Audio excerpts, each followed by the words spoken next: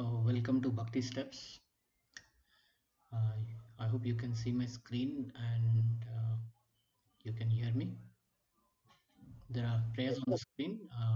You can repeat with me. Om Jnana Timirandasya Jnana Jana Shalakaya Chakshuran Militam Yena Tasmai Shri Gurave Namah. Shri Chaitanya Mano Bhishtam Sthapitam Yena Bhutale Swayam Rupa Kadamayam Dadati Swapadantikam. Vande Aham Shri Guru Shri Yukta Padakamalam Shri Gurun Vaishnavamsha Shri Rupam Sagrajatam Sahagana Raghunatamitam Tvam Sajiva साद्वैतम सावधूतम परिजन सहितम कृष्ण चैतन्य देव श्री राधा कृष्ण पदान सहगण ललिता श्री विशाखान्वितांश हे कृष्ण करुणा सिंधु दीन बंधु जगतपते गोपेश गोपिका कांत राधा कांत नमस्ते तप्त कांचन गौरंगी राधे वृंदावनेश्वरी विश्वभानुसुते नमामि हरिप्रिया वाञ्छाकल्पतरुभ्यश्च कृपा सिन्धुभ्येव च पतितानां पावनेभ्यो वैष्णवेभ्यो नमो नमः जय श्री कृष्ण चैतन्य प्रभु नित्यानंद श्री अद्वैत गदाधर श्रीवासादि गौरभक्तवृंद हरे Krishna Krishna Krishna Hare Hare Hare Ram Ram Ram Hare Hare. So welcome again. We are reading from Science of Self-Realization, chapter number 6. Just let me check last time where we stopped.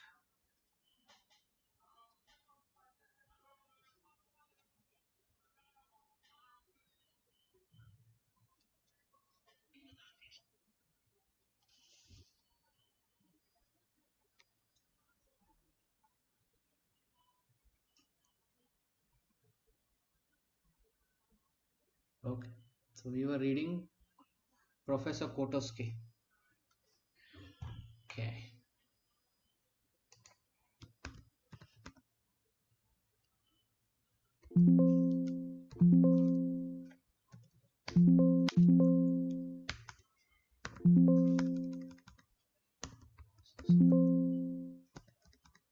Oh, okay. Yes, we were in this section, spiritual communism, and we read certain things.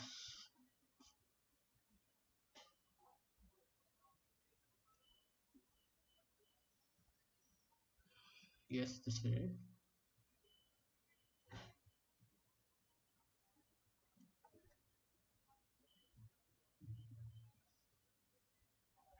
Okay.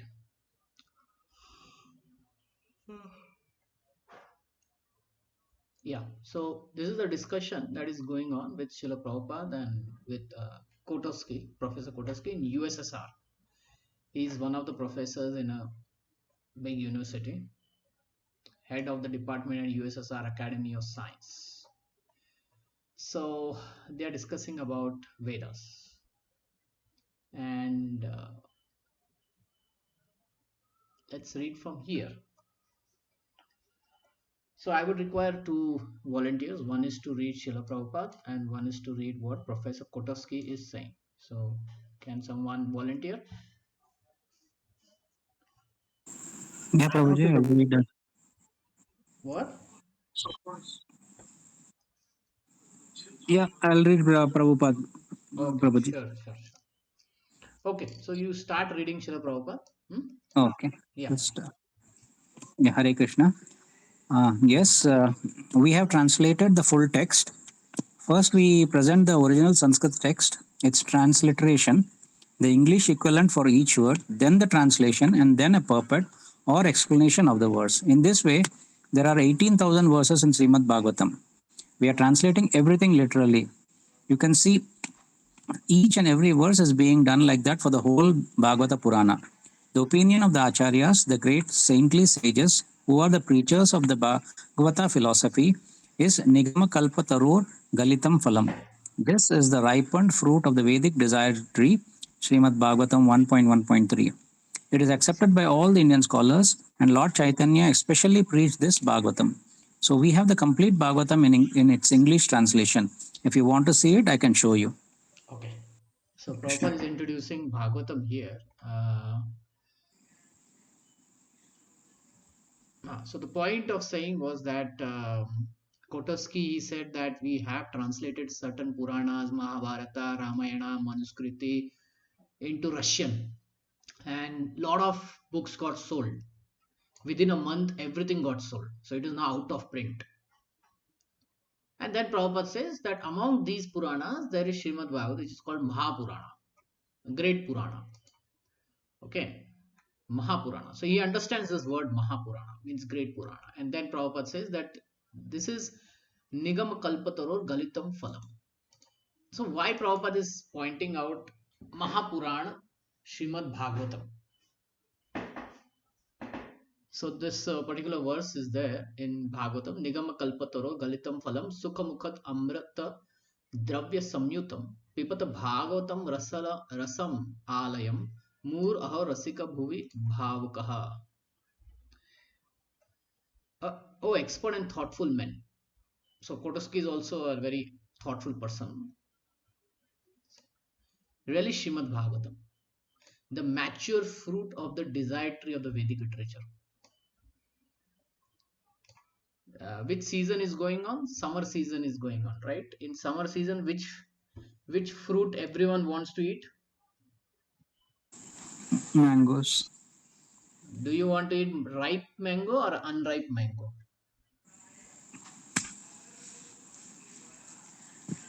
Obviously ripe, but we do eat unripe also. Okay, okay, okay. So so we want to eat ripe mangoes. Why? Because then it is sweet. It tastes nicely. So Vedas. What is this whole Vedas all about? So here is one slide. You can see what the whole Vedas consist of.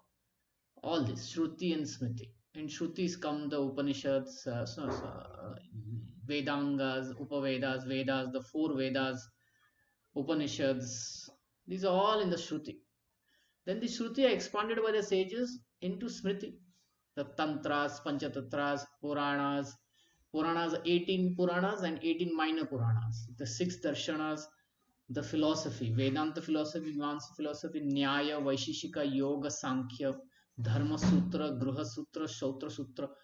So, all this is comprised of Vedas, including the Itihasas. Two Itihasas are there, Mahabharata, Ramayana.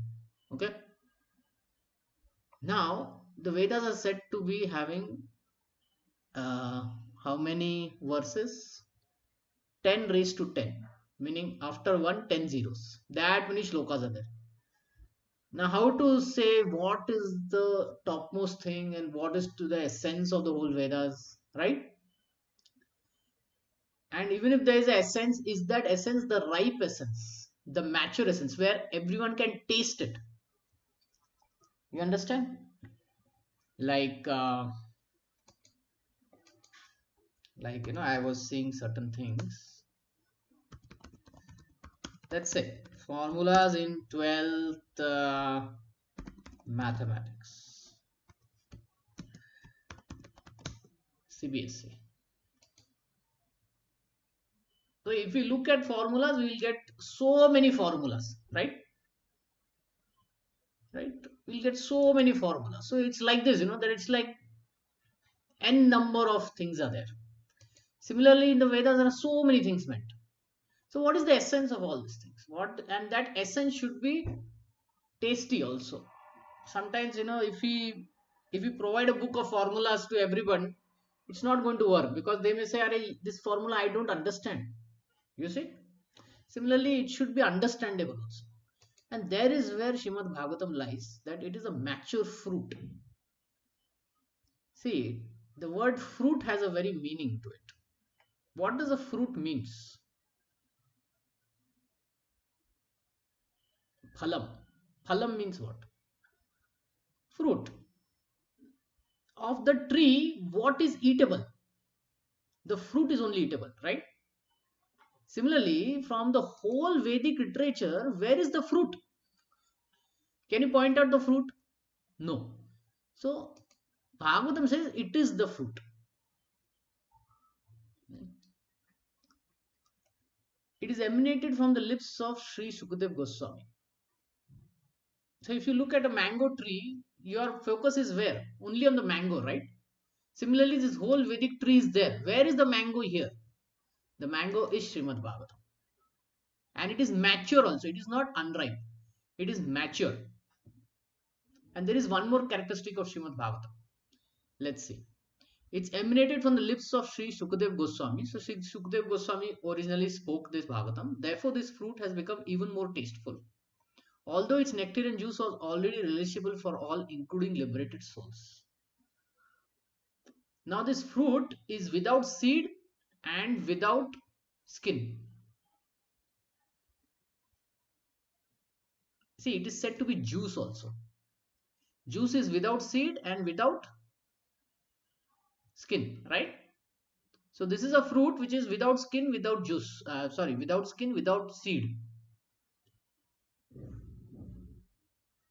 Why do you think this fruit is mentioned, juice is mentioned? Can you correlate these two words?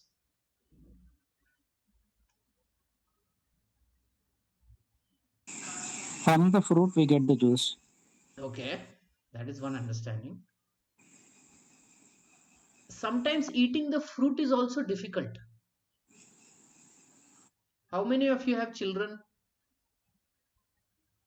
How many of you have children? Huh? I have, Prabhu.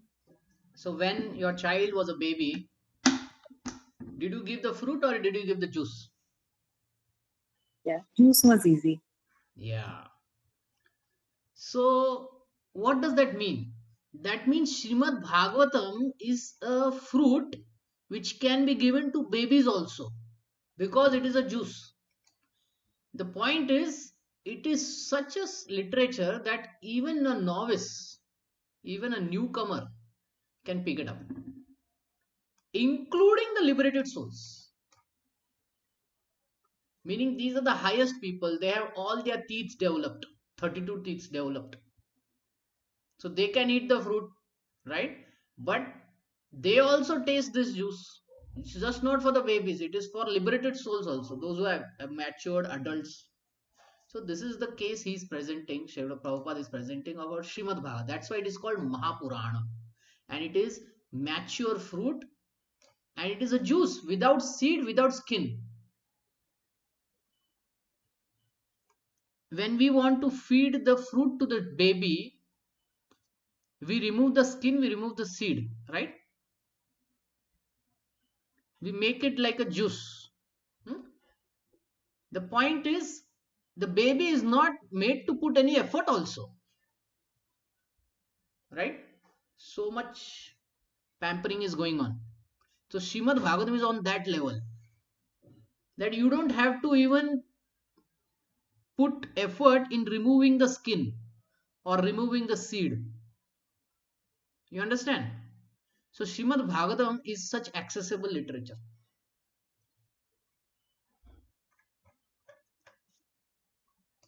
Um,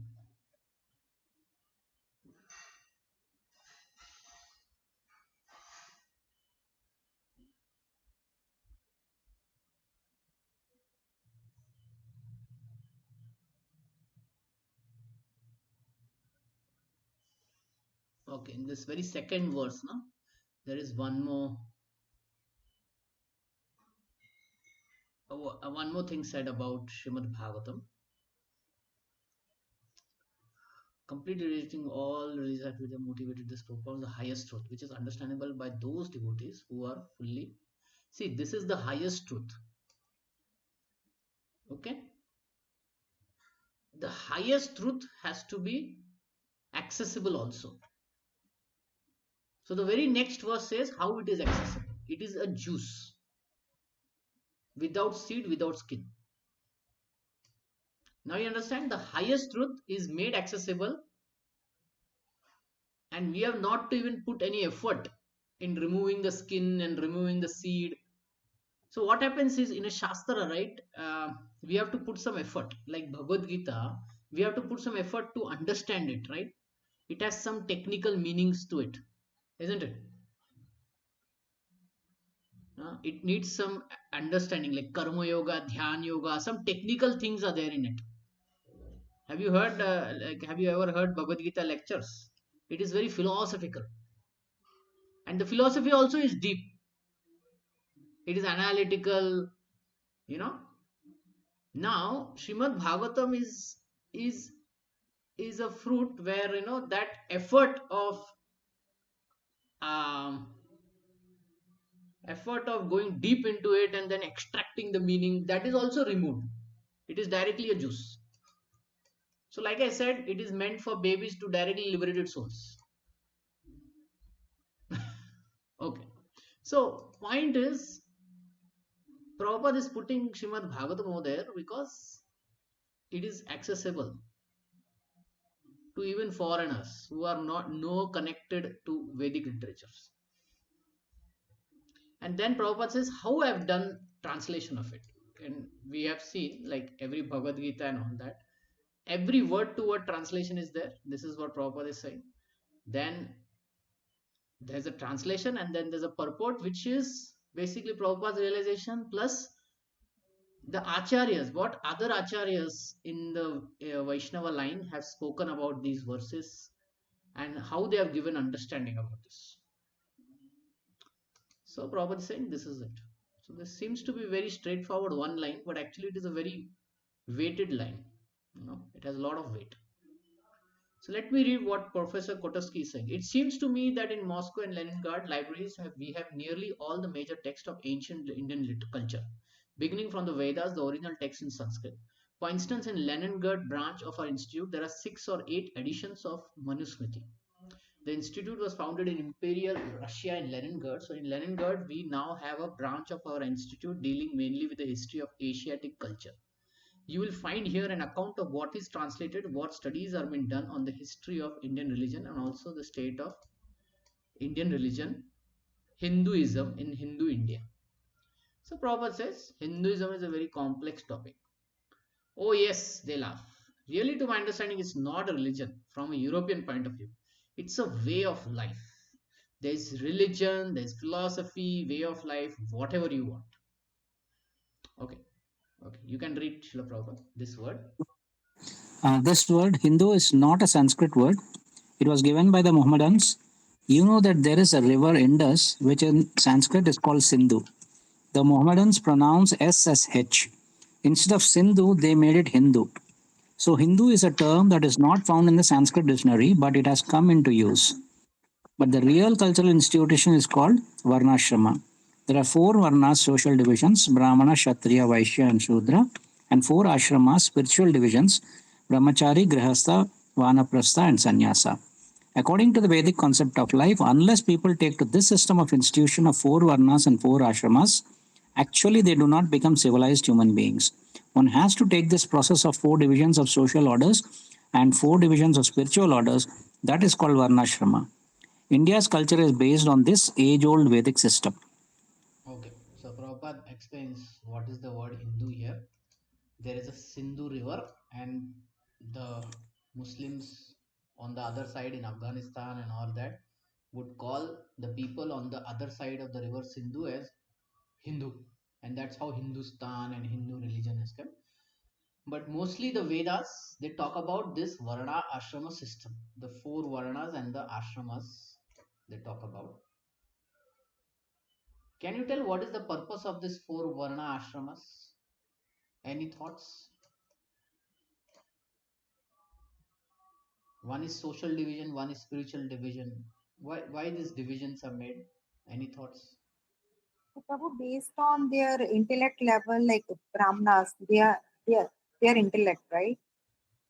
So that's why they have like not everybody can be Brahmana. Only the intellect people can be Brahmana, and the fighters can be Kshatriya, and Okay, and Vaishyas are the like the businessman people, and the Shudras is the labor class. okay. Then why the ashramas are required? So this is how it works, right? Like first is in brahmacharya, like brahmacharya, until the age of 21, Prabhu, or 18, 25. 25, and then grasta ashram until the age of 50, I think, and then 50 to 75, I guess it's vanprastha, and then sannyasa. When when you're done with all your Okay, but why this institution of 4 Varnas and 4 ashramas are there? Why did Krishna made this four so by this is four? way of life, Prabhu. This should be the way of life actually. No, no. There should be some reasoning.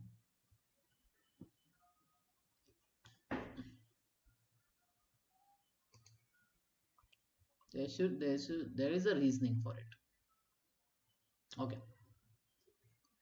So everyone is born with a certain body, right? You are born with a body, I am born with another body. You are born as a man, I am born as a another man, a woman, right? And within men also, everyone has a different psychophysical nature, right? Psychophysical nature. Psycho means mental, simple words. Physical means physical, our body. Hmm? So mentally we are different. Physically also we have differences, right? But we are together. It's a combination of psychophysical. So broadly, psychophysical are divided into their inclinations, where a person may have psychologically and is physically also uh, inclined to certain activities, to certain way of life, where he feels happy. So what is the psychophysical nature? Psychophysical nature is a nature where if it is satisfied, if psychologically and physically are we satisfied, then we are happy. So to keep us happy in this world, these varna and ashramas are given. And then according to a psychophysical nature, we'll be attracted either to the brahmanical life, kshatriya life, vaishya life, or shudra life. Getting? So you will see some people, or you may see your own brothers and sisters born from the same parents but have completely different attitudes. One may be intellectual, one may be very studious person, another may not be studious, another may be like a fighting person, or another may be a business person, or he may be just wanting to work. So broad categories are made. One is the brahmana category, where the psychophysical nature is that I want to study, I want to gather knowledge. Okay, so you train yourself as a brahmana. Then there are other ways where one wants to be administrator, politician, fighter. Okay, then you train yourself to be kshatriya. You cannot sit and study. Can the study kshatriya sit and study? Hmm? It's difficult for them because that whole psychophysical nature is pushing them, right? It is pushing them that they cannot sit and study. So they will do minimum study and then they will go for their fighting and all that. Same case we see with sports people also. They hardly do, they hardly advance in material degrees, right? Hmm? They simply do 12th or just graduate in something, and they are just playing, right? They are updating their skill and all that. So we see like that. So they may not show brahmanical qualities, kshatriya, but they will show courage, they will show fighting spirit, they will show politics, leadership, resourcefulness. Then there are some who are like business people. Now we see, friends of us have done engineering or medical or law or something, and after 5-10 years, they suddenly realize, oh, I need to do business. Have you such friends? Do you have such friends who have changed their line and now they are doing business?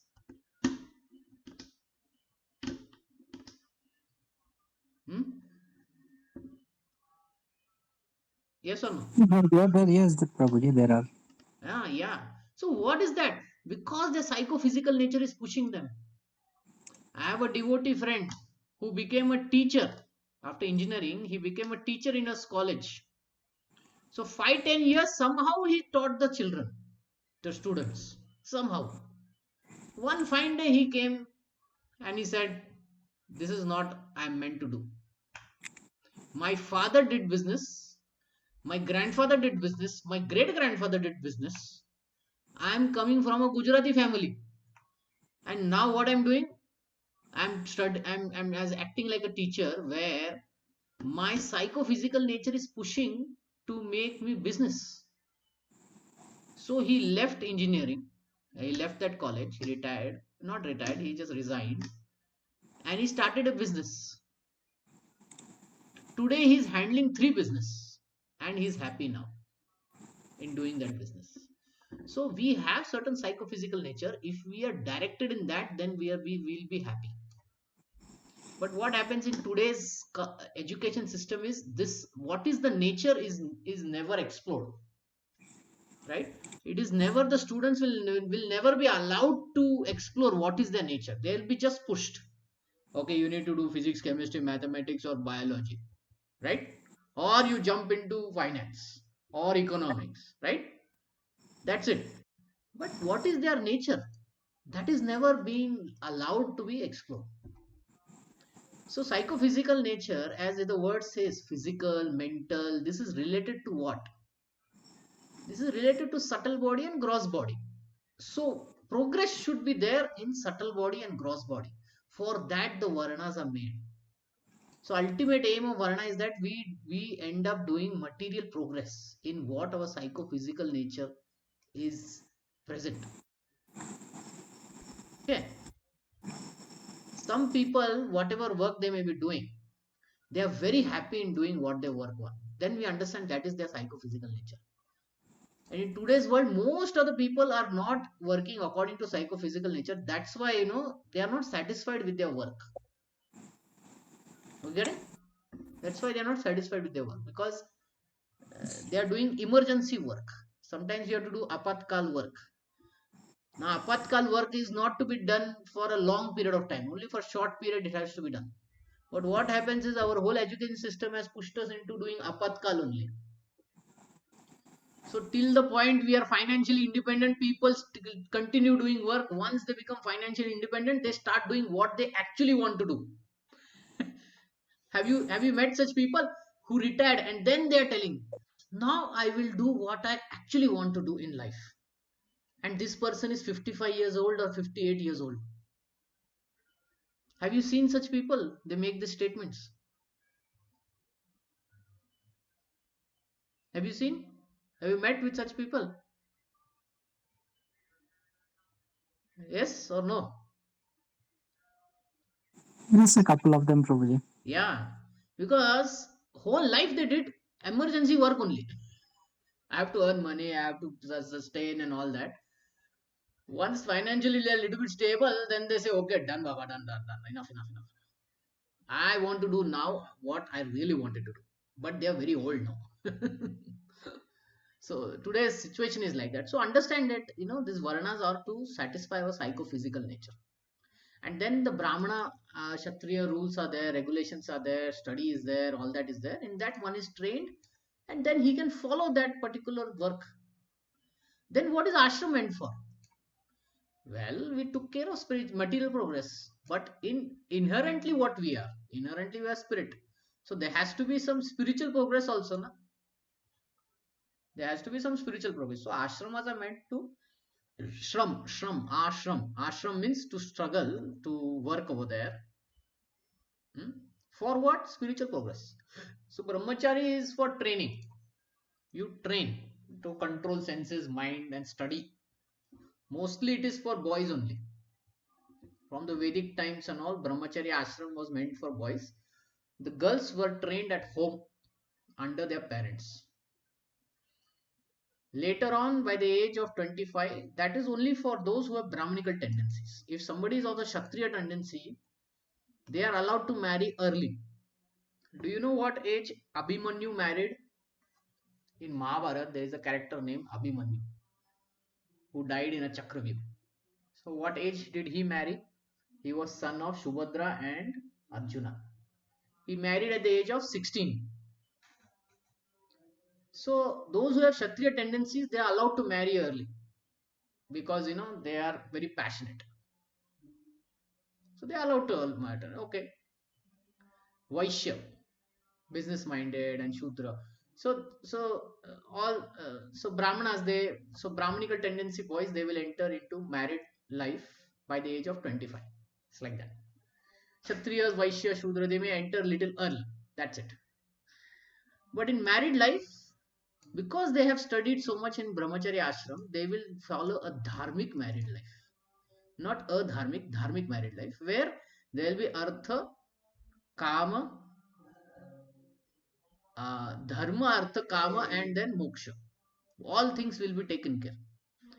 Then once children grow and by the age of 50, their children are like 20, 25, then they are in their own life. Then the man and woman, the husband and wife, will take to retirement life for spiritual sadhana, not for world tour. Today people retire and what they say, okay, I'm going for a world tour. The Vedic concept of retirement is that we are going into spiritual sadhana, pilgrimage, and we will take association of sadhus and we will do spiritual sadhana. That is the understanding of vanaprastha, and that he will do.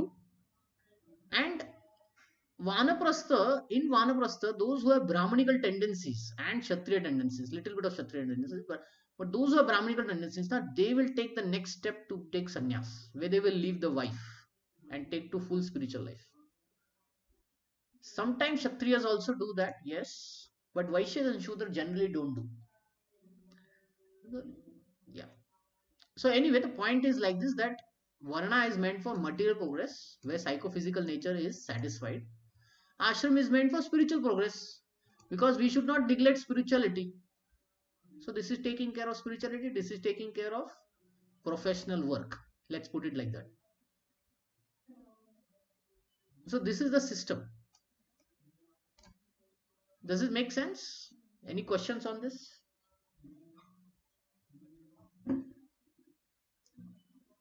Yes, it does, Prabhuji. Okay, okay. It's good to know the underlying reason as to why it was done like this. Yeah, Thank you.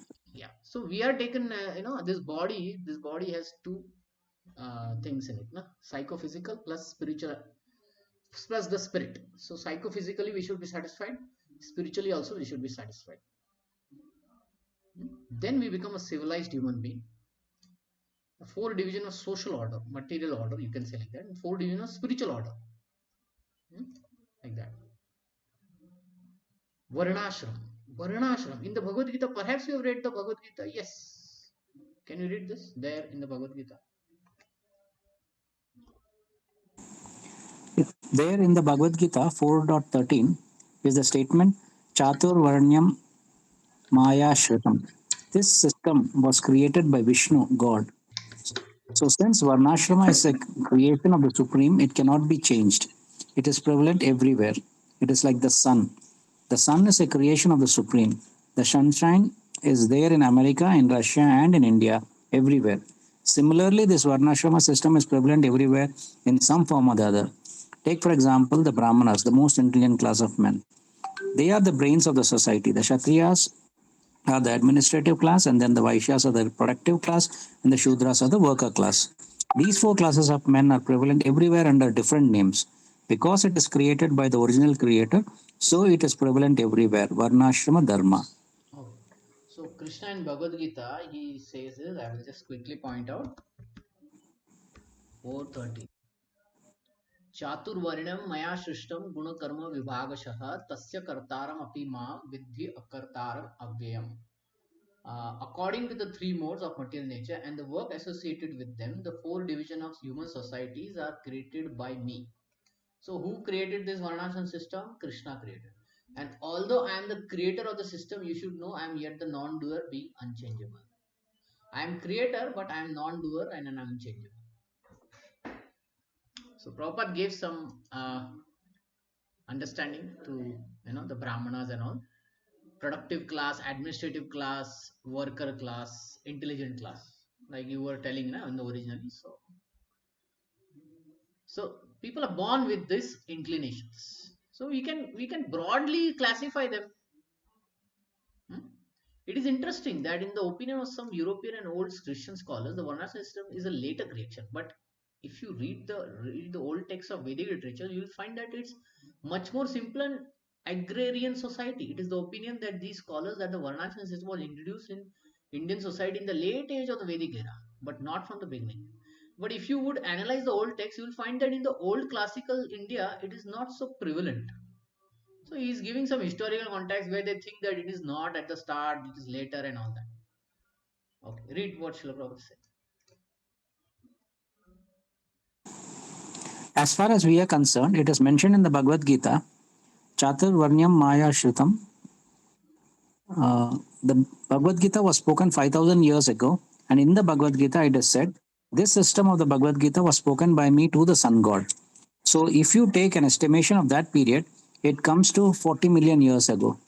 Can the European scholars trace back history 5000 years? Can they go back 40 million years? We have evidence that this Varnashrama system has been current at least 5000 years. The Varnashrama system is also mentioned in the Vishnu Purana 3.8.9. Varnashrama Chara Pata Purushena Para Puman.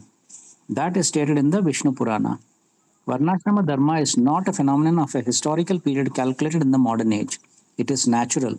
In the Srimad Bhagavatam, the comparison is given that just as in the body there are four divisions, the brain division, arms, belly, and leg division, so by nature's way, these four divisions are existing in the social body.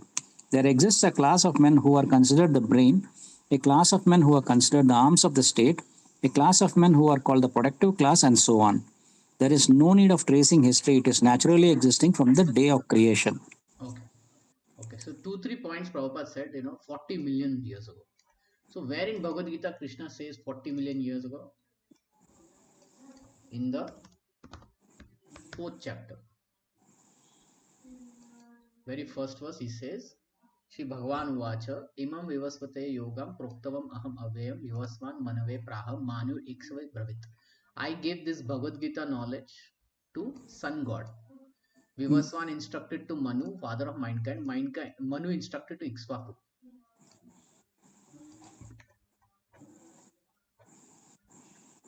Before going into this calculation, this is how parampara is going on. Krishna is saying this is how the parampara is going on. Knowledge has been sent. 4.2, 4.3. Because you are my dear friend and devotee, I will tell you about this knowledge. Oh dear Arjuna.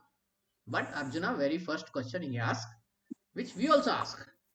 This question is ours also. Arjuna Vacha. Aparam bhavato janma. Param janma vivasvataha. Katham etad vijayanam tvam ado proktaiti. So what is the question Arjuna is asking here? What do you think is asking here?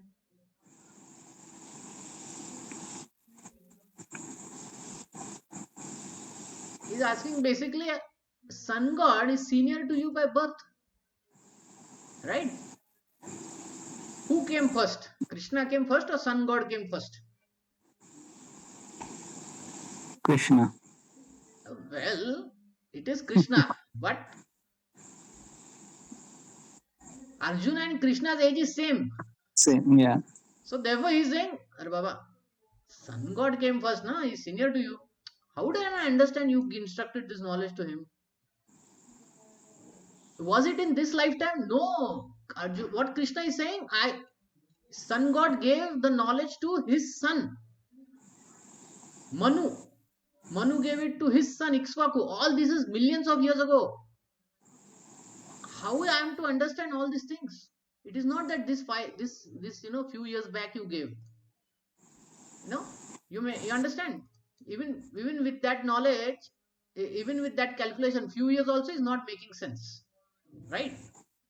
Now Krishna answers, Bahuni me vyatitani janmani tavarjuna tani eham veda sarvani natvam vetah parantapa. Many months both you and have taken, and I remember all of them, but you cannot have subdued. So in a previous birth I came and I took and I gave this knowledge. Getting? In the previous birth I came, I gave this knowledge. So now the calculation is how old is Bhagavad Gita, and that's how old is Varnashram system. So 5,000 years of Kali Yuga passed it. Okay. Before this there was Dwapar Yuga, 800,000 years. Before there was Treta Yuga, 1200,000 years. So 2005 years ago, 2005 thousand years ago, Manu spoke Bhagavad Gita to Ikshvaku. The age of current Manu is how much? 305 million years ago, of which 120 million years have passed. So Bhagavad Gita was spoken how many years? Minimum 120 years.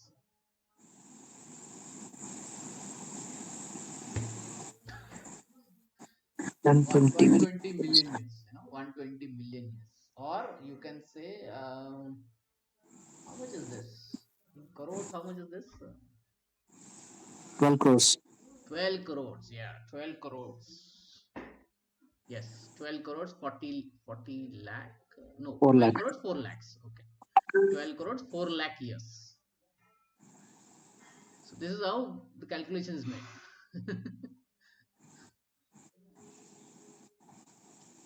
Now you said that in any society, okay, we considered that one point, and yeah, this one, right? We will discuss about this. That the brain, arms, belly, leg example is given. We'll discuss about that. But let's see.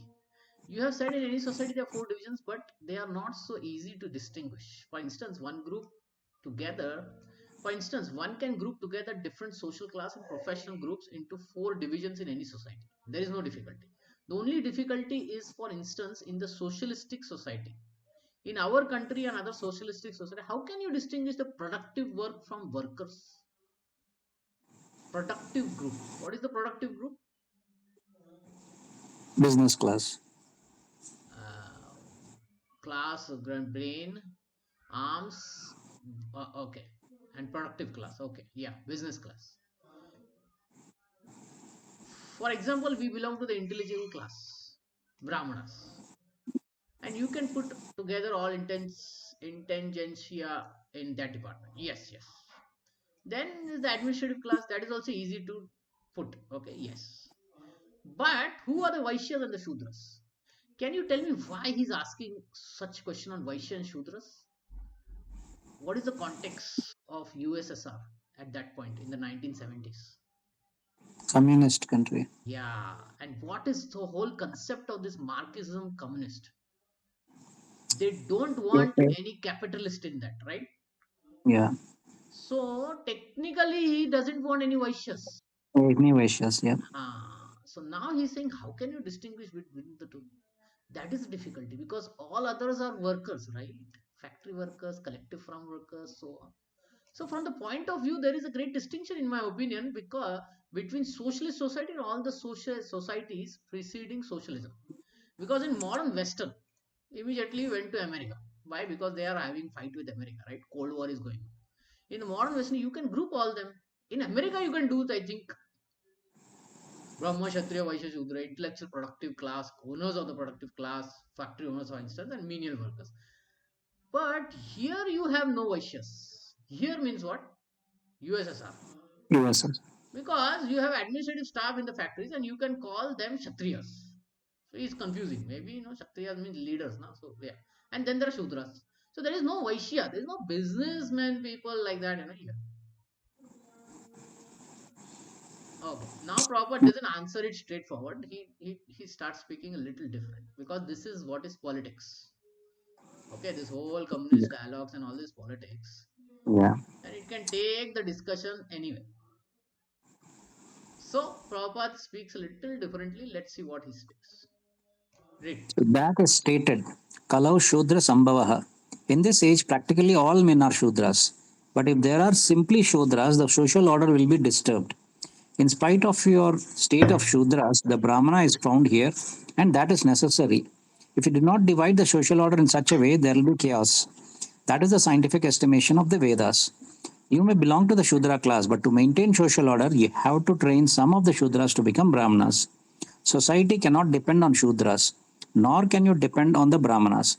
To fulfill the necessities of your body, there must be a brain, arms, a stomach, and legs. The legs, the brain, and the arms are all required for cooperation to fulfill the mission of the whole body. So, in any society, you can see that unless there are these 4 divisions, there will be chaos. It will not work properly. It will be Maya and there will be disturbances. The brain must be there, but at the present moment, there is a scarcity of brains. I'm not talking of your state or my state. I'm talking the world as a whole. I'm taking the world as a whole. Formerly, the Indian administration was a monarchy. For example, Maharaj Parikshit was a Kshatriya king. Just before his death, he renounced his royal order. He came to the forest to hear about self realization. If you want to maintain the peace and prosperity of the whole world society, you must create a very intelligent class of men, a class of men expert in administration, a class of men expert in production, and a class of men to work. That is required. You cannot avoid it. That is the Vedic conception.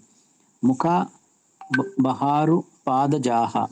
Srimad Bhagavatam 11.17.13. Mukha means the face, Bahu means the arms, Uru means the waist, Pada the legs. Whether you take this state or that state, unless there is a smooth, systematic establishment of these four orders of life, the state or society will not run very smoothly. Okay. So what Prabhupada is saying is that all four things are required.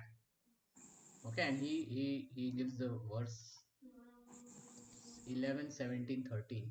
So let's read this. Vipra Kshatriya with Shudra, Mukha Bahur Pada Jaha, Vaijarat Purusha Purusaj Jata, Ya Atmachara Lakshanaha. In Treta Yuga, the four social orders manifested from the universal form of the Supreme Personal Godhead. The Brahmanas appeared from Lord's face, Kshatriyas from Lord's arm, Vaishyas from Lord's thighs, and Shudras from the leg of the mighty form. So where did they acquire? Brahmanas came from the Lord's face, Kshatriyas from the arms, Vaishyas from the thighs, and Shudras from the legs of the mighty form. Okay, so there is one more explanation.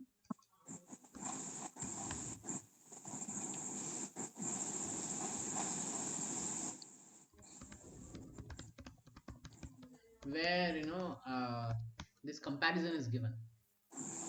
Varna ashram and the body and human body.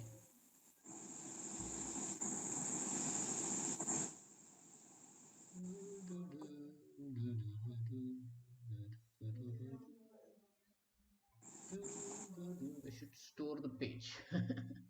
There's a very nice painting. Um,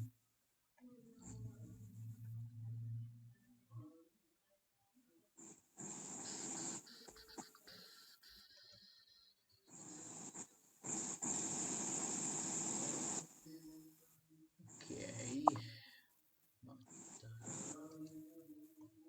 Yeah, this one. But there is a very nice picture. Sometimes picture helps to, understand. See, this verse we were discussing.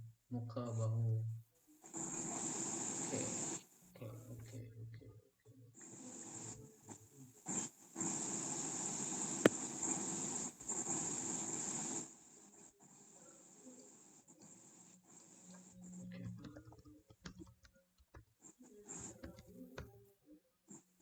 Oh, sorry. Varna,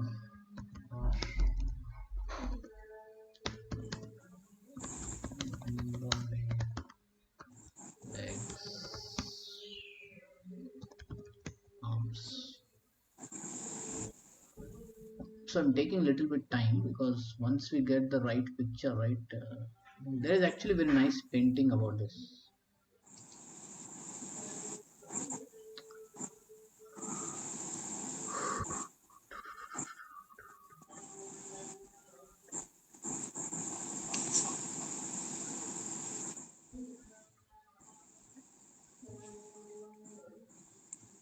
Okay, we'll take this example.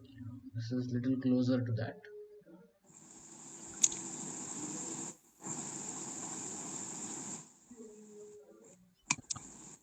So here, we have the human body. So the Brahmana said to be the brain, the Kshatriya said to be the arms, the Vaishyas are said to be the stomach, and the legs are said to be the Shudras. Okay, that's how one of the comparison is given. Now, for the whole functioning of the body, we require all of these things to work in together, right? Let's say if the legs are not there, Can the human body perform well? Can it sustain itself? If the leg is not there, can it perform well? Can it perform Difficult to easily? manage, right? Yeah. It will be difficult to manage, right? If the brain is not there, Even more tougher. that is also a problem. If the arms are not there, that is also a problem. If the stomach is bad, that is also another problem. So the Varnashama system, the Varnas, are actually meant to work together in harmony. They are not meant to segregate. Okay. The biggest misconception people have is that you are segregating people. No. A society needs all these four people, and these four types of people should work in harmony with each other. Just like arms, legs, stomach, and head, they all work in harmony with each other. Then only the body will be healthy and functional, right? So, so the point that people have that this caste system is destroying India and all that, na, they don't understand that actually it is not meant to segregate. Okay, it's not like, okay, Shudras are the legs. That means you're giving it a lower status. Okay, then we can argue and say, okay, legs are such lower status, then you better cut it off, na? Can you cut your own legs because it is lower status? No, no, no, no. Legs have to be there. So then, what is this meaning? That the Shudras are the legs, the Kshatriyas are the arms, the Brahmanas are the brain, and the Vaishyas are the stomach. What does all this means? It means that they should work in unison. They should work in harmony with each other. Getting? If we take the human body, everything should work, right? This whole thing should work together. Then only it will be. Then only one will be happy and healthy in this whole body. So this whole Varnashram system was meant for that. Hmm? Just like in a marriage, it is like said, no. No.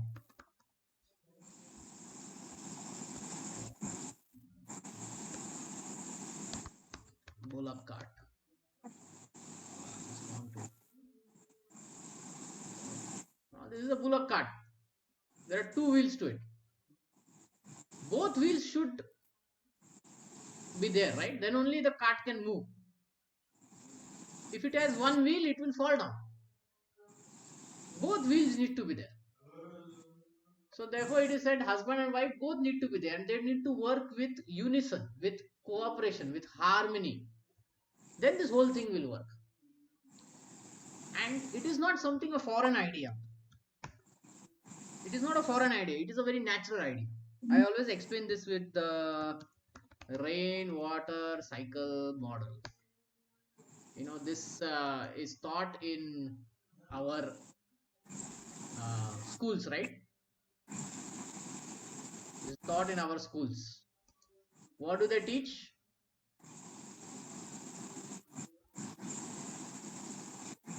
Wait. Yeah, we can take this one. What do they teach? That from the sea.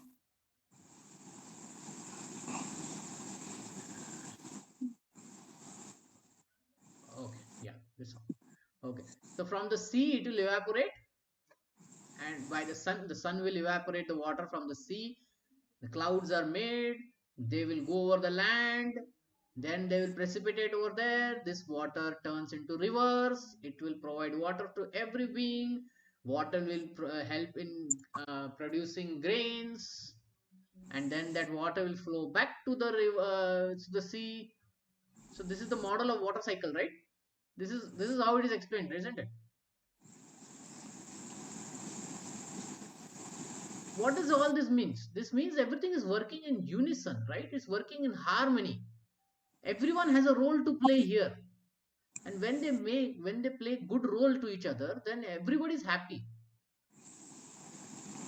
isn't it? So this you can take any model that another model which is oxygen, carbon So dioxide. probably the model and concept is understood, but in reality, it is not working, right? Is it again Maya which is playing? No, no, wait, before we go, Okay. here the plants need what? Carbon dioxide. Animals, human beings, they need what? Oxygen. And we give out carbon dioxide. Who is taking in the carbon dioxide? Plants are taking, and the oxygen they are giving out, right? So you see, this is a cycle of what? Dependency, and this is a cycle of harmony. This is a, like, we are interdependent on each other. So point I'm trying to make is the Varana system is also like that. The body, human body, you take any model, everyone is interdependent. So it is never a segregation. It is the aim is to work in cooperation. Even in married life also, like, this is the same thing. It's cooperation, it is never a segregation. Okay, it's a team. Now in a team there is back end team, there is core team, there is front end team, there is management team. All of them have to work in harmony, right? Then only the project will go forward and will achieve success, isn't it? It is not like, okay, now the backend team we don't need, we can just kick them out. Does it happen like that? Everyone has a certain role to play, and then we have to work in harmony. So the point here, we have to be very clear of this concept of caste. It is not about segregation, it is about harmony. You are playing one role which others depend on you, and you depend on them. It's an interdependent role. If we are in harmony with each other, then we'll be happy. But the moment we get segregation, thinking that legs are, to be put into mud, and these people are lower than us, that segregation creates big problems. It creates big problems in sense inferior superior mentality. And that's where the whole modern educators, they criticize the caste system. Okay, so what was your question? Prabhuji, I mean, yeah, understood that they should be working in tandem, but in reality, it is not so. Is that Maya that is the factor that is playing here so that it is not working, or is it because now there is this segregation itself doesn't exist in the first place and everybody is Shudras only? So, uh, it is not like that. It is working even today. okay. It is not under the Vedic instructions, but in a social fabric, right? Hmm. It is working like that. There are intellectuals. That's why these words Prabhupada is using. There's an intelligent class, there's a administrative class, there's a production class, there's a worker class. This isn't this exist? Today also they exist. But the Yeah. focus is only on the material progress, Varna. While Varna ashramas have both focus in harmony with each other, okay, integrated with each other, material and spiritual. But modern way of life is only integrating what? Material progress. Okay. So Okay. in the social fabric, it is still working. We are still doing that way. There is no doubt in it. Only thing, like I told, our psychophysical nature are not being, we are not being allowed to explore. We are being forced to play certain roles. So most of us are kind of frustrated with the work that we do, because our psychophysical nature, and then is not fully satisfied. That's another problem that we are having. So that's where we think, okay, things are not working that way, right? um, yeah, but from Vedic perspective, right, we are still far away, because in the Vedic perspective there were Brahmana, Kshatriya, Vaishya, Sudras, then rules and regulations according to them. We are not exactly following that. We are more or less following this concept that Prabhupada puts here: intelligent class, administrator, production, and workers. But what is the goal of all this? The goal is not Vedic. Okay, the goal is not Vedic. The goal is not Dharma. The goal over here is only economic progress. So when only one aspect of life is been focused, material progress has been focused, and spiritual progress is completely neglected, there will be chaos and you know um there'll be chaos, confusion. There'll be no clarity, no peace in the, and no prosperity also. Prosperity means it has to be some stable prosperity, right? Today's prosperity is not very stable. Market is going up and down, stocks go up and down, money goes up and down, right? And again, money is what? Dravya means it's like liquid, paper money. It is not even gold or silver, where let's say the whole country becomes the country goes bankrupt, then the paper money goes bankrupt, right? But in case of gold and silver, the value still remains. You understand this concept of economics? uh, because of paper money, right? It's actually of no value in reality. If you have money in metals, like gold and silver, then even if the country doesn't remain, you have the value with you. You understand? This is a very big concept in economics. Yes, Prabhuji. Yeah, so point is, yes, we are not according to the Vedic way. You are right. According to Vedic way, we are not working, but society is still using these concepts only for material progress, economic progress, and not calling with the Vedic names, but with modern names, that is intelligent class, administration.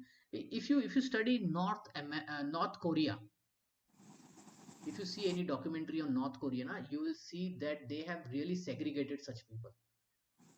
The intelligent class, educated class is staying in big skyscrapers. In administrators, they have their own houses and all that. They have been segregated. Then the workers are segregated. So like that. So our society, even in India, we are working through this four kind of classes only. Not exactly to the Vedic conception, but more or less it is So, that. essentially, the spiritual aspect is lost. So, Yeah, yeah. approximately, when was it lost, Prabhuji? When, like, Okay. See, mm, the thing is, Kali Yuga means degradation. So degradation started 5,000 years ago. okay. Degradation started 5,000 years ago. At this point, uh,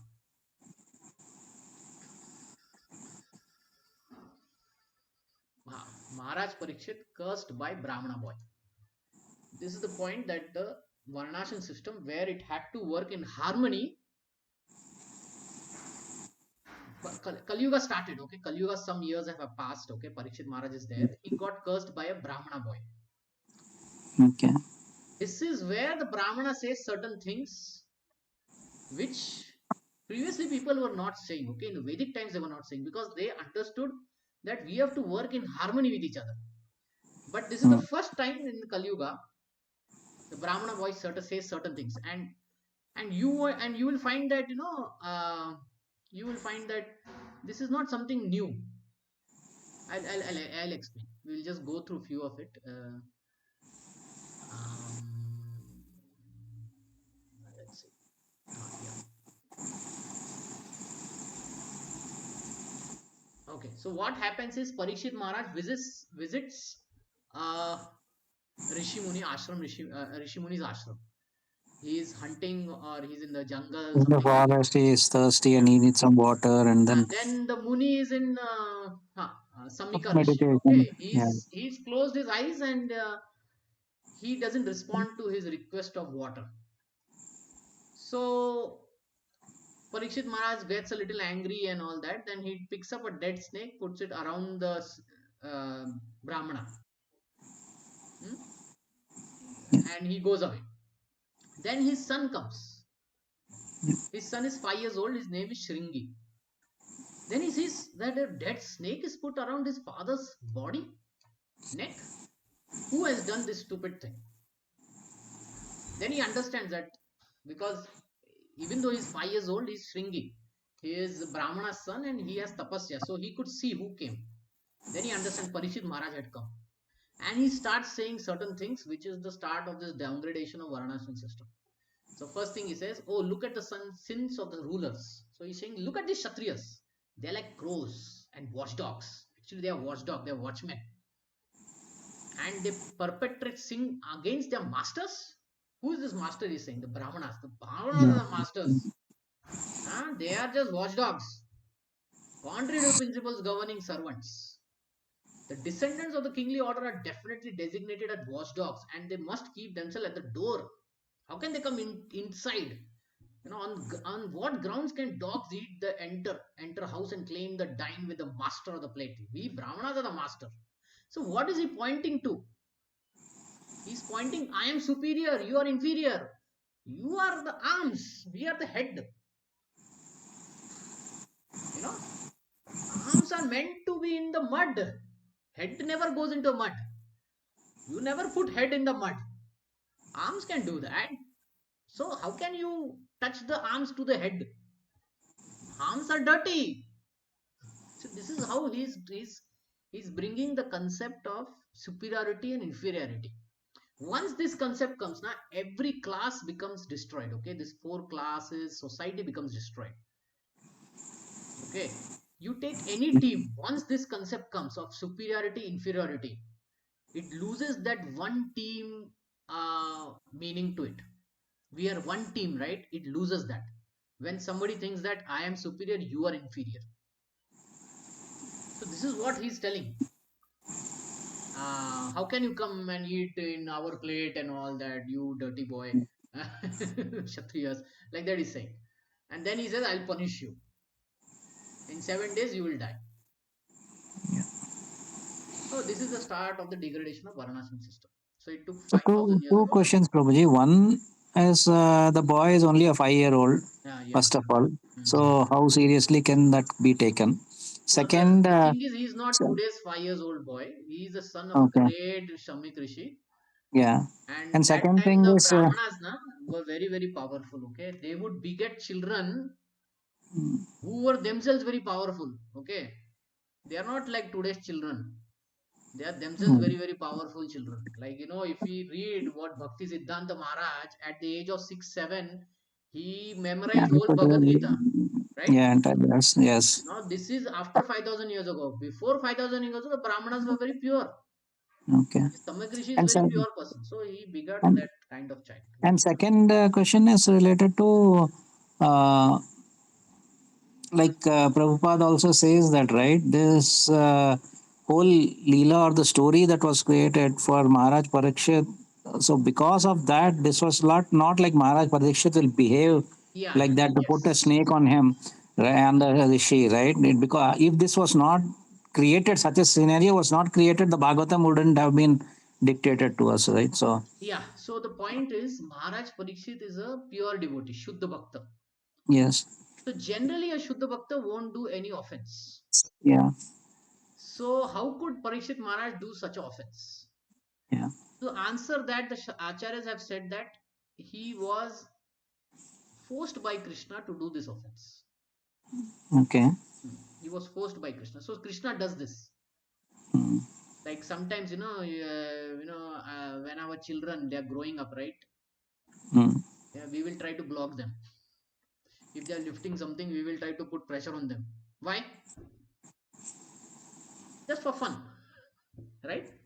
Or yeah, just to teach them a lesson. yeah, So Krishna uses his pure devotees to create a scenario, okay, and then later he allows that pure devotee to show the right example. So here the right example is Parishit Maharaj later he understood that I did a wrong thing and he repented. Then when he came to know that 7 days he will die, he had the power to curse back. He had the power to break the curse, but he accepted it and he said, "Okay, yeah, fine, I accept this as a providence. Now I will do the highest best thing what I should do." So he decided, I'll give up everything. I'll go to on the bank of Ganges and I will meet the sadhus. And there he okay. meets the sadhus and he says, "This is what Yeah. I've So decided that's that last part time." of the story. Yeah. Yes. So, but the Brahmanas or the diminishing aspect of spirituality started from this Yeah, point, is yeah. it? Yes. Varnashram system Okay. degradation started at this point. Okay, bro. Yeah. Yeah. Thank you, bro. And whenever this superiority inferiority comes now, there's a big problem.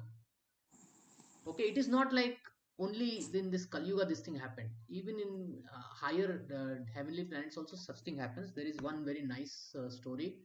I'll end with that. I think it is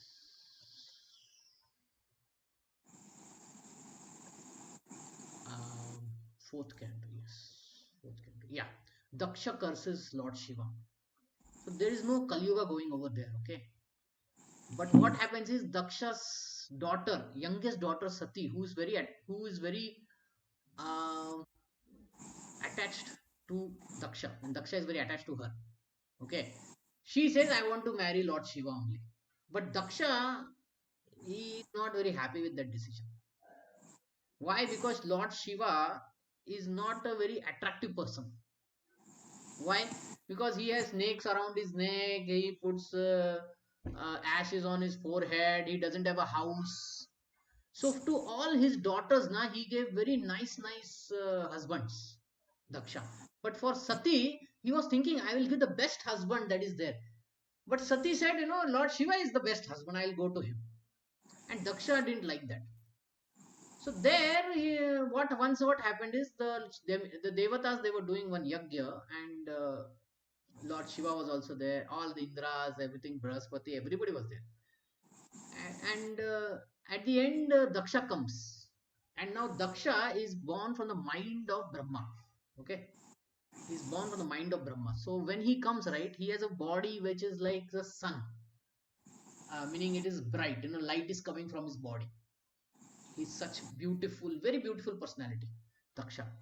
Sun light is coming from his body. He has great powers with him. Okay, and he's walking in the assembly, and all the devatas know that this is the great Daksha has come, so they offer obeisances to him. So at that point, Lord Shiva doesn't offer obeisances. Then Daksha says, Shiva is my son-in-law. He is inferior. I am father-in-law. I am superior, and he is not paying obeisances to me. And then he curses Daksha. Daksha curses Shiva. That's what process you are. Yeah. So the point is, whenever this inferiority and superiority concept comes, na problems start. Hmm. Okay, later on we know the story. Daksha got his Yeah. head cut off and got a goat's body. Shiva lost his wife Sati. The devatas they got cursed. Lord Shiva got cursed. His disciples got cursed. So point is this superiority inferiority is a big problem. In Kali Yuga it becomes prominent basically. Okay. Okay, bro. Thank you. So any last question or can we close? Prabhu, Hare Krishna. Yeah. Prabhu, you said the purpose of Varna is material progress. Yes, material progress. Psychophysical nature, satisfaction of psychophysical nature of the body. So psycho, mental, Right. physical, So, um, yeah, go ahead, go ahead. yeah, I mean, that definitely results in a material harmony. Okay. But material progress, for example, if Brahmanas, okay, their interest is not material progress. Their interest is to use their intellectual knowledge and guide the society. Right. So, which leads to the material harmony. So, the purpose of Varna being designated as material progress, could you please explain that, Prabhu? Yeah. Uh,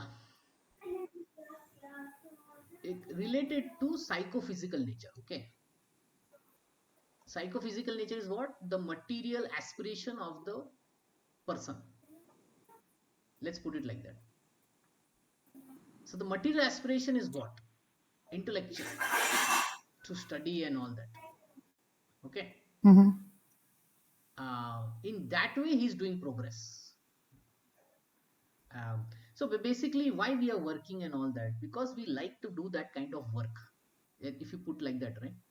Let's say you're working Mhm. engineering company or medical and all that, basically the psychophysical nature is pushing to us to be attracted to that kind of work. You're getting? So there is a kind of brahmana work to be done.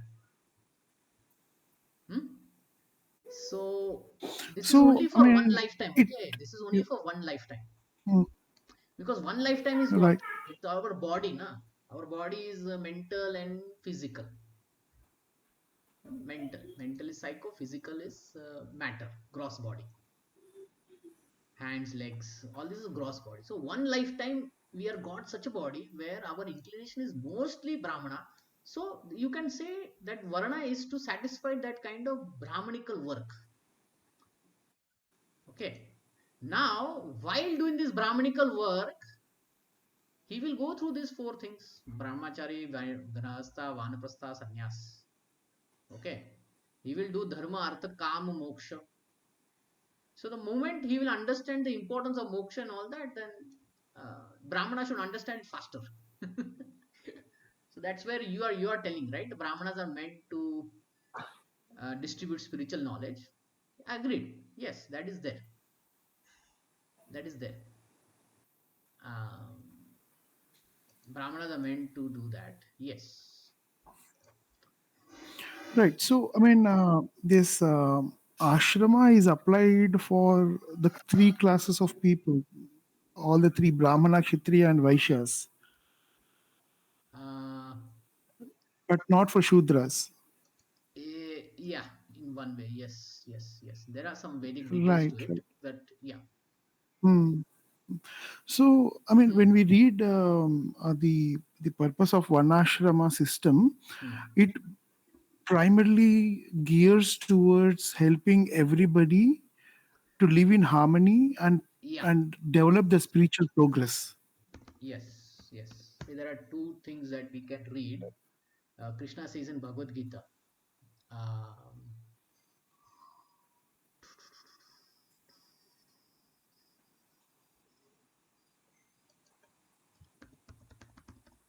okay. See, these are natural qualities of a Brahmana. He says Hmm. peacefulness, self control, austerity, purity, tolerance, honesty, knowledge, wisdom. While of the Hmm. Kshatriyas is heroism, power, determination, resourcefulness, generosity. Vaishyas Hmm. is farming, cow protection, business. And Shudra is service to Hmm. others by following the qualities of the work. Hmm. See, the point is the work is mentioned, right? So this is the work. So that's why I say Hmm. it is for material progress. When work is there, na, it is for material progress. Out I mean, from that material what progress, is the hmm, definition of material progress, Prabhu? you can What say is to the definition satisfy of the material psychophysical progress? nature. Because a general understanding of material progress is Yeah, earning yeah. a lot of money and, See, that is you only know, for Vaishya and oh, Vaishya. okay. Today, we are so much inclined that we are also having Vaishya mentality only. But if you Hmm. ask a politician, Hmm. his material progress is what? I want to become the prime minister. If you have a Brahmana, I Hmm. want to do PhD upon PhD upon PhD upon PhD. Oh, what about money? That's okay. Our You and me are thinking like Vaishya and Shudra. But if you talk with those who are politicians, those who are Brahmanas, na, you will understand. Okay. For them now, material progress is little different. Hmm. See, all these politicians and administration. Look at the army people. Are they working for the salary? Salary is secondary. Primary is what? They want to fight. They want to rule. Right, right, They right. want to defend. So, yeah, I mean, Yeah. So for them, my that is their understanding of progress. Yeah. material progress was that, Yeah. okay, You you you are take this advancing understanding in to your, satisfy psychophysical yeah, nature. The right, point is to right. satisfy that psychophysical nature. Hmm. Hmm. Hmm. Hmm. Let's take the example of armies. How do they satisfy the psychophysical nature? By running after the terrorist and to kill them. right? Hmm. You and me may not think about this. For us, what is our psychophysical nature? I want to earn money, that's it. Feed my family, Hmm. be happy with it, right? Buy one 3 bhk, 2 Hmm. bhk, 1.5 bhk, right? Hmm. Hmm. But if you ask the Kshatriyas, they say, what bhk? I don't care for that. Where is the terrorist? I will go there. If you ask Brahmana, Hmm. what he will say, I don't care of all this. I will study, do PhD upon PhD upon PhD. Anyway, Hmm. point is like that. So that's why broadly Varna is meant for material progress. Agreed. Hmm. In that Varna, there are many more details to it. Now, few things we discussed here. There is full Bhagavatam, Hmm. seventh canto. Even I have not read, but the four social and the four spiritual, these two chapters are there, Hmm. where Hmm. all the details are given. Okay, so here when he gets into Hmm. these details, now then, like from truthfulness, mercy, austerity, definitely spiritual progress will be there. Hmm. You're getting like that. So when he gets into details, then he will do spiritual progress also. Then no doubt. Hmm. But mostly what it is offering, satisfy psychophysical nature. See, not all Right. the Brahmanas will become pure devotees. You know this, right? Not all Brahmanas I mean, become pure devotees. maybe Not all Kshatriyas become pure because devotees. A Sudra born in a Brahmana family is trying to mimic being a Brahmana.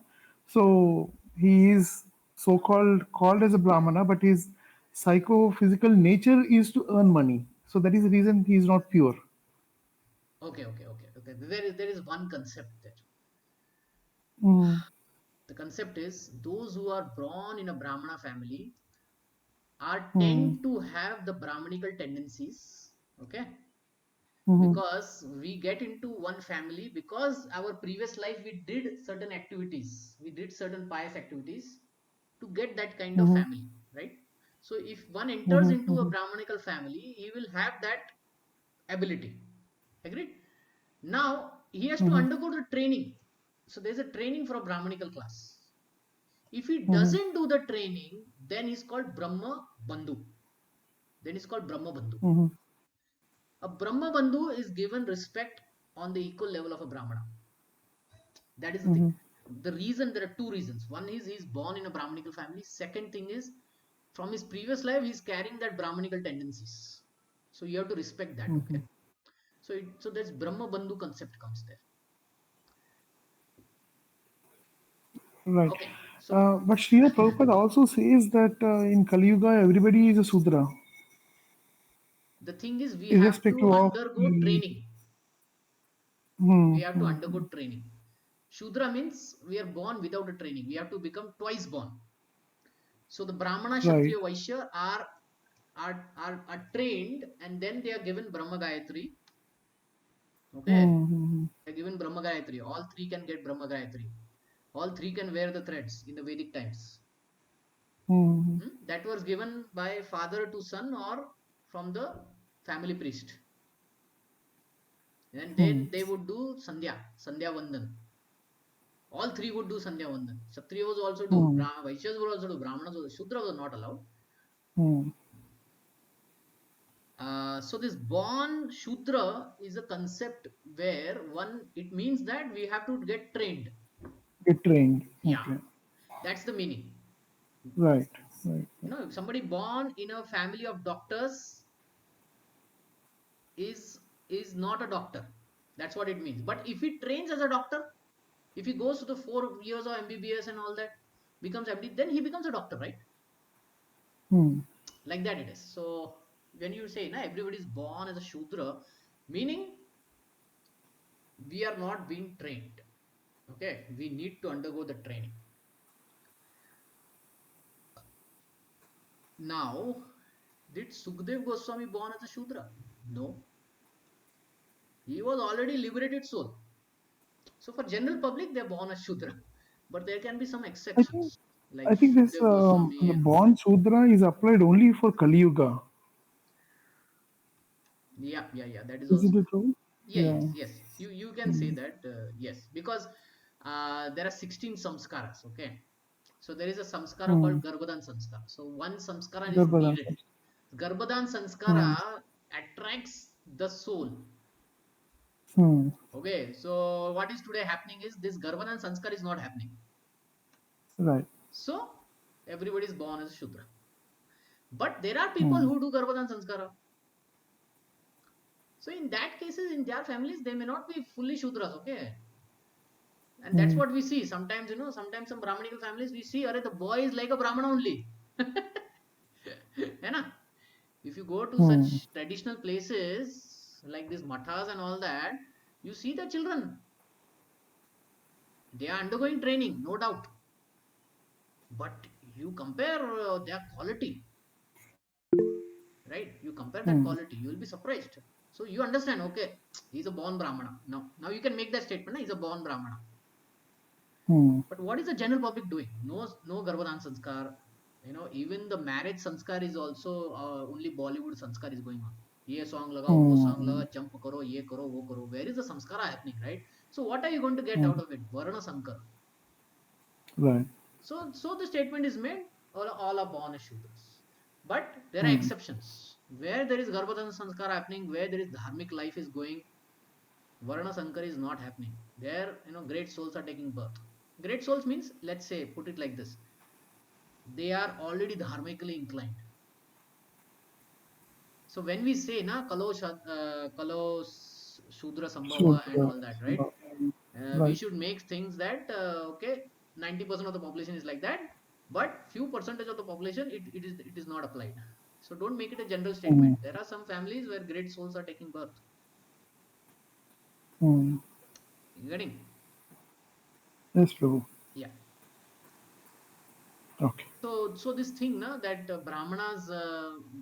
So we have two concepts. One is someone born in a Brahmana family also a Brahmana, right? So the Shastras, Right. they say both things. They say if he's born in a Brahmana, then also he's Brahmana. And they say the second thing also, that he has to be trained as a Brahmana to be called a Brahmana. So both things are told. Okay, both things are told. Okay. Yeah, both things are actually true also. But out of the two, what is more important? Training. Training is important. That's what it is. Now the training will have the favorability in that family. That is the greatness of taking birth Hmm. in a family. Simple way. Those who have taken birth in a medical doctor family, there is 99% of the chance that they will become doctors. This is an open fact, right? Why? And from birth only, they have been taught everything medical. Hmm. So by the time he gives 12th knowledge, 80% of the syllabus he already knows. He just have to make sure any team he gets that rank and done. Right. Same with engineers also, na? Hmm. And same with business family also, right? Yes, Prabhu.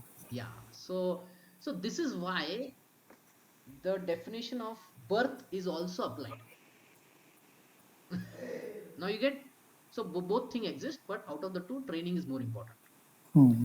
So this degradation has happened now. So this degradation means what? Without training only, I'm calling myself Brahmana. This is another degradation. Right. But the Vedas don't support that. Vedas say, okay, fine, Baba, you took birth in a Brahmana family, very good, very nice. Krishna also says in Bhagavad Gita, yogi is incomplete in their yogic process, next life, Brahmana life. So you got. But now what? Now you're doing IT engineering job.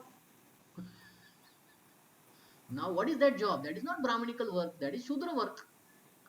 So you're not a Brahmana. You're a Brahmana Bandhu. You're a Brahmana Bandhu. Brahmana Bandhu. Yeah. Relative of a Brahmana. Yeah.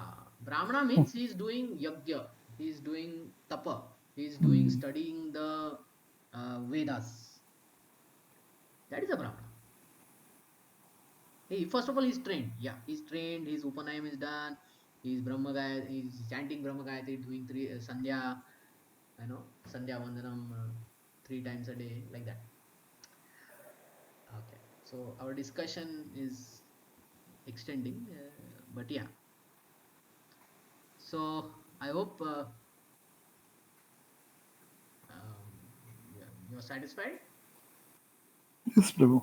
Okay, okay. So we can close here. We went half an hour more here. Sorry for that.